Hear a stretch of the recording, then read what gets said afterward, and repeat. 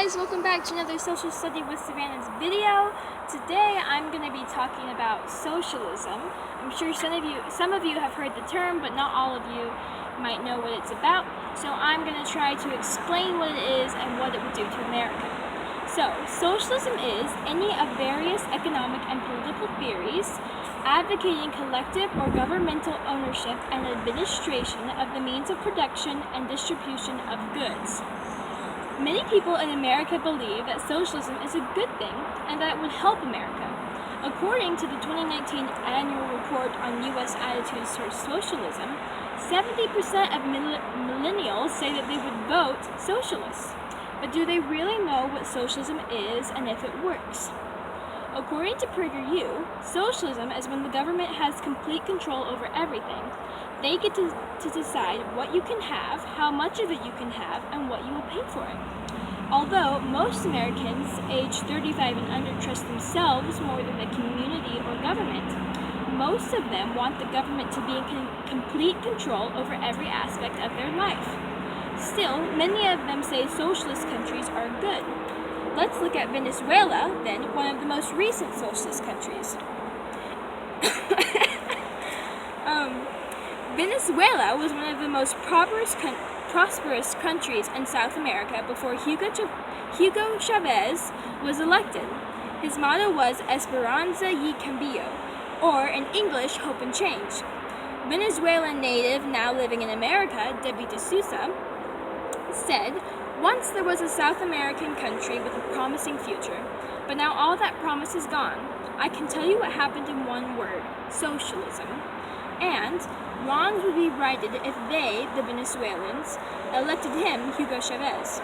And they did, to their deepest regret. Venezuelans saw things changing, but not hope. Once Hugo Chavez and his successors were elected, they confiscated all the money until there was no more to confiscate. Everything from bread to toilet paper became scarce and rare. Airlines refused to fly into Venezuela. The free press was taken away, and much more. An astonishing 75% of Venezuelan adults lost an average of 19 pounds in 2019, which has been affectionately dubbed the Maduro Diet after Chavez's successor. At the time when Chavez was elected, around 2 million people, about the population of Nebraska, fled Venezuela, and many tried to send their money out of their beloved country. Hugo Chavez made himself his own reality TV show where he would randomly burst into song and gained notoriety among American celebrities despite ruining his country.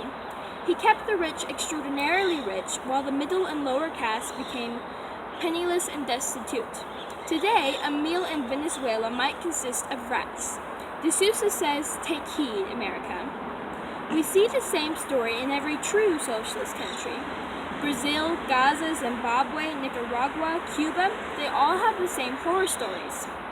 Felipe Moura from Brazil says that truthfully, the damage has been so extensive it may take decades for the country to recover.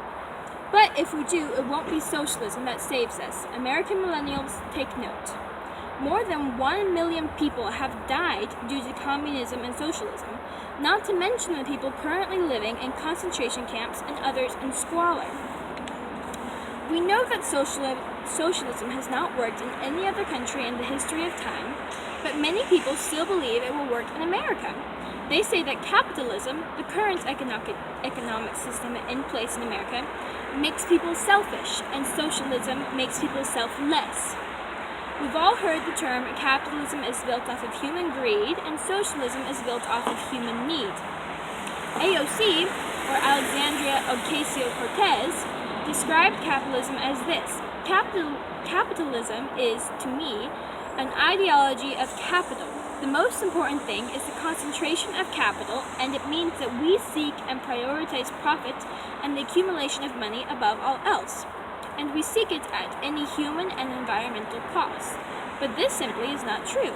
Yes, there are selfish capitalists, but most, if not all, socialists are even more selfish.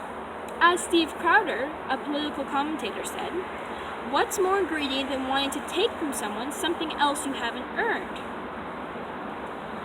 This goes directly against the Bible. Philippians 2:3-4 says, "Do nothing from selfishness or empty conceit, but with humility of mind regard one another as more important than yourselves. Do not merely look out for your own personal interests, but also for the interests of others." If you still don't understand, here's an analogy. Capitalism is when a child cleans the dishes and the parent gives them a lollipop. Then the parent teaches the child to say thank you. The other child who is watching TV sees their sibling with a lollipop and decides to fold the laundry for an ice cream cone. The cycle continues as the children compete for the best treats, yet still remain thankful for what they have earned because they have been taught well. Socialism is when one child does the dishes, then the sibling who was watching TV gets up and demands the lollipop their sibling earned. The parent then splits the lollipop in half, giving both children equal amounts of candy for unequal amounts of work. And the parent teaches the children to ask, "What more can I have for the least amount of work?" And eventually to say, "You must give me a lollipop because it is my right." Then, after a while, the parent will decide to keep 3/4 of the lollipop for themselves and then split the last quarter between the two children.